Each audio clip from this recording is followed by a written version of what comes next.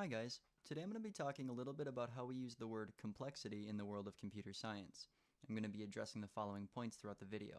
What is time complexity? What are the different classes of problems? Why we have to distinguish them? And why all this matters.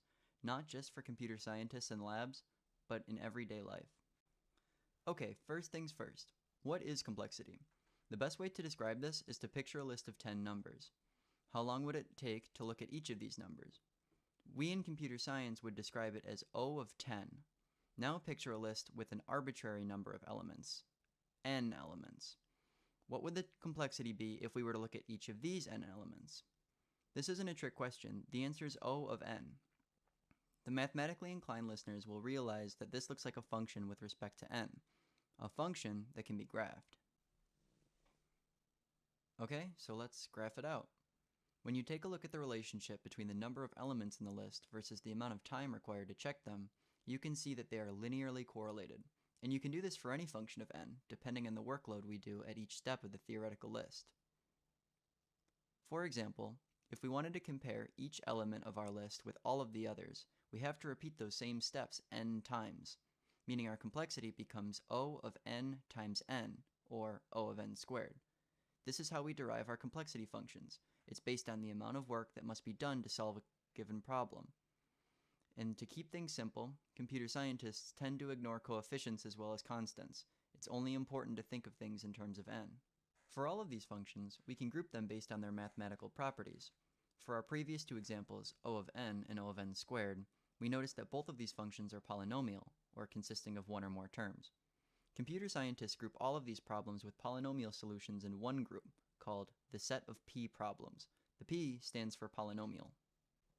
Keep in mind that we label problems based on the most efficient solution that we know of. Theoretically, you could take way longer than you needed to solve a problem, but that doesn't really help for the sake of discussion. So the class P is home to problems with functions that look like this, and this, and this. You get it. We can comfortably describe all of these problems as reasonably fast because their scaling factor is relatively small. Some notable examples of problems in P are sorting, Rubik's cubes, finding the greatest common factor, and determining the primality of a number. The important thing to keep in mind is that all of these problems can be solved and verified in polynomial time. Take, for example, the problem of sorting a list of numbers. You could sort the list quickly, and you could check if a given list is sorted quickly as well. Checking it only takes n steps, right? Obviously, there are problems much more complicated than these ones. Functions like 2 to the n, 3 to the n to the n, etc. I don't have enough time in this video to discuss all the different classes of problems that exist in these groups, but we are interested in one subset of problems that can be verified in polynomial time. We call these problems NP. But be careful, NP does not mean not polynomial.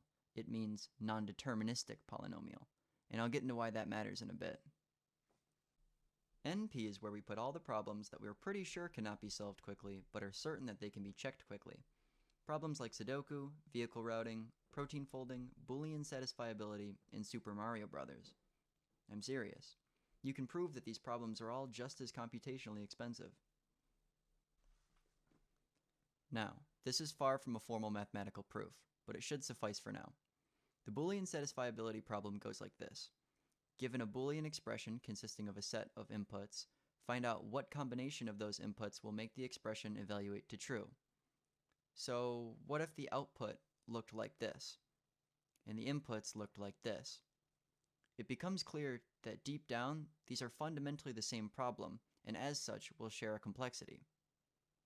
I've already touched on this a little, but we can be certain that P is a subset of NP. Both can be checked quickly, but only problems in P can be solved quickly as well. And over time, the complexity community will discover that a problem in NP actually has a P solution, and therefore belongs in P instead. This happens a lot. In fact, it happens so often that some people think that all of the problems in NP are actually just in P, and we haven't found a good enough solution yet. And this begs the question, does being able to quickly recognize a correct answer mean that there's also a quick way to find them? And the weirdest part is that nobody knows, and there's no way to prove it either way. The community tends to think that P simply cannot equal NP, but again, you can't prove it. Now, you might be thinking, why does all this nerdy math stuff even matter? First of all, rude. Second, sometimes the difficulty of certain problems is actually advantageous. If there were efficient solutions to all problems in NP, then all of us would be at risk. Banks protect their clients by creating really hard problems to protect your accounts. Problems so complex, it would take even the most powerful computers lifetimes to crack. But if P equals NP, it suggests that there is a really fast algorithm to hack its way in, and we'd never be able to encrypt anything ever again. Bear in mind, you could never just guess the answer to one of these problems. The likelihood of that is 1 in 3 times 10 to the 38, roughly the same as winning the Mega Million 4 times. And if you were that lucky, breaking into someone's bank account wouldn't really be worth your time. P versus NP is one of the hottest topics in computer science right now, because the answer could fundamentally change the way we live our lives. Not being able to quickly solve a protein folding problem is a huge obstacle for us in terms of curing cancer, but not being able to break an encryption problem is what protects us from hackers and cyber attacks. If you don't fully understand all of this, that's perfectly okay, because neither do the greatest mathematicians in the world right now. I just find it really fun to talk and think about, and I encourage you all to do the same. If you have any questions about the topic, please let me know, and I will do my best to answer them in polynomial time. Thanks for watching.